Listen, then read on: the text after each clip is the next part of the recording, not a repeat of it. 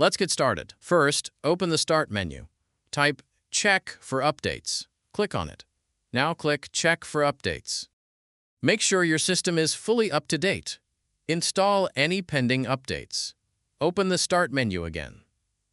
Type Minecraft Launcher. Click on App Settings. Scroll down and click Terminate. Now click Reset. Click Reset again to confirm. Wait for the process to complete. Once done, close the window. Open the Start menu again. Type CMD. Right-click Command Prompt and select Run as Administrator. Click Yes.